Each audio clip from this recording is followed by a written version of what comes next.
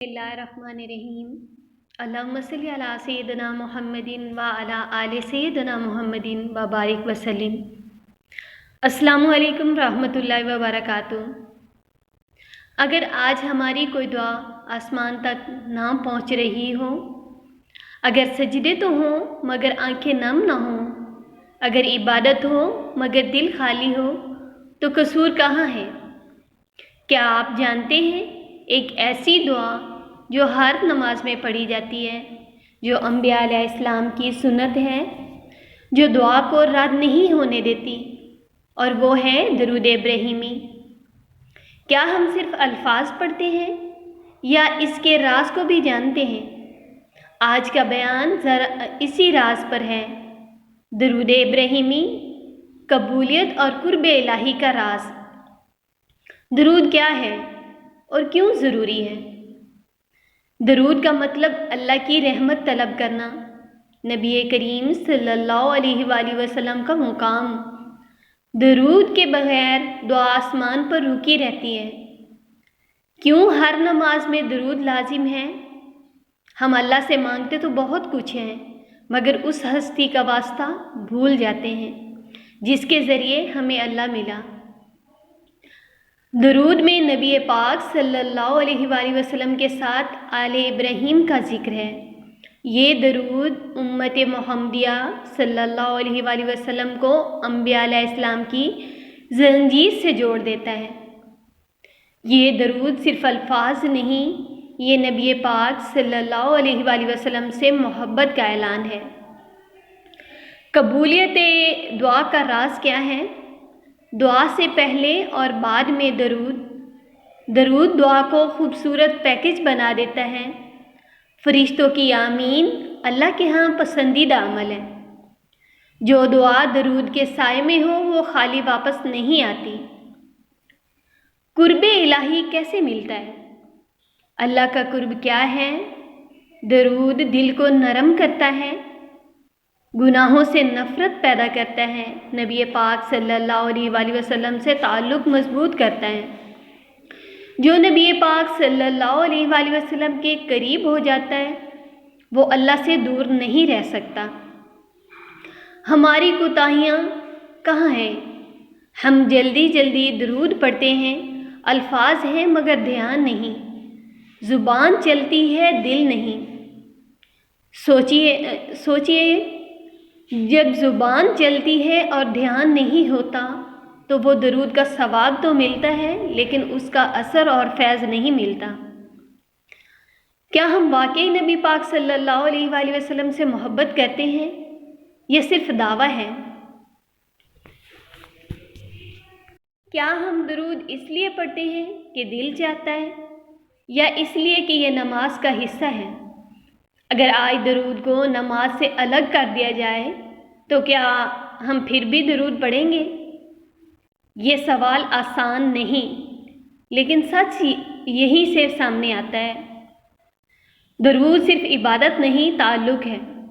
दरूद महज इबादत नहीं, दरूद एक ताल्लुक़ है। जिस तरह किसी को याद रखना रिश्ते को ज़िंदा रखता है, इसी तरह दरूद नबी करीम सल्लल्लाहु अलैहि वसल्लम से ताल्लुक़ को ज़िंदा रखता है। दरूद का मतलब ये नहीं कि सिर्फ अल्फाज अदा किए जाएं, बल्कि ये कहना या अल्लाह मैंने तेरे महबूब सल्लल्लाहु अलैहि वसल्लम को नहीं भुलाया। कबूलियत का नया अंदाज हम सुनते आए हैं कि दरूद से दुआ कबूल होती है, लेकिन सवाल ये है क्यों अल्लाह ताला को हमारी हाजत नहीं, लेकिन अल्लाह को अदब पसंद है और दरूद अदब का सबसे औला तरीका है। जब बंदा अपनी बात से पहले नबी पाक सल्लल्लाहु अलैहि वसल्लम का जिक्र करता है तो ये दरअसल अल्लाह की बारगाह में अपनी आजिज़ी पेश करता है। आज के बेचैन दिल का इलाज इंसान इबादत करता है मगर दिल हाजिर नहीं, दुआ मांगता है मगर सुकून नहीं, नमाज पढ़ता है मगर तवज्जो नहीं। ये सिर्फ गुनाहों की वजह से नहीं, ये राब्ता कमज़ोर होने की अलामत है। दरूद दिल को एक मरकज़ देता है। बिखरे हुए ख़यालात को समेटता है और इंसान को याद दिलाता है कि वो अकेला नहीं। अब एक लम्हा रुक कर सोचिए, आखिरी मर्तबा कब आपने दरूद पढ़ा? सिर्फ मोहब्बत की वजह से पढ़ा था, ना गिनती के लिए, ना वजीफ़ा समझकर, सिर्फ दिल की आवाज़ पर। अगर जवाब याद नहीं तो ये महरूमी नहीं, ये एक नया आगाज़ है। आज नमाज के बाद सिर्फ एक मरतबा दिल से ये कह दीजिए, या रसूल अल्लाह सल्लल्लाहु अलैहि वसल्लम। ये दरूद फ़र्ज़ समझकर नहीं, मोहब्बत समझकर। यकीन कीजिए ये दरूद अल्लाह तक ज़रूर पहुँचेगा। मैं ये नहीं कहती कि दरूद पाक आप अपनी किसी हाजत के लिए ना पढ़ें, लेकिन जब आप खालिस अल्लाह पाक की रज़ा और आका करीम सल्लल्लाहु अलैहि वसल्लम की मोहब्बत में दरूद पाक पढ़ते हैं ना, तो आपके दिल में जो भी हाजत हो, जो भी आपकी ख्वाहिश हो, या आप किसी मुश्किल में हो, तो वो मुश्किल भी हल होती है, वो हाजत भी पूरी होती है और आपकी गैबी मदद भी होती है। फ़र्क सिर्फ इतना है कि आप जब भी दरूद पाक पढ़ें, एक तो आपकी पूरी तवज्जो होनी चाहिए कि आप पढ़ क्या रहे हैं, और जिस हस्ती पर आप पढ़ रहे हैं आपके दिल में, आपके ज़हन में आका करीम सल्लल्लाहु अलैहि वसल्लम का ख़याल है। क्योंकि अगर दरूद का मतलब ही यही है, मोहब्बत और अदब के साथ दरूद पाक पढ़ना चाहिए। गाफिल दिल के साथ तो ना दुआ कबूल होती है। दरूद तो अल्लाह ताला हर हाल में, हर सूरत में कबूल करता ही करता है, लेकिन अदब सबसे आला मकाम है मोहब्बत का।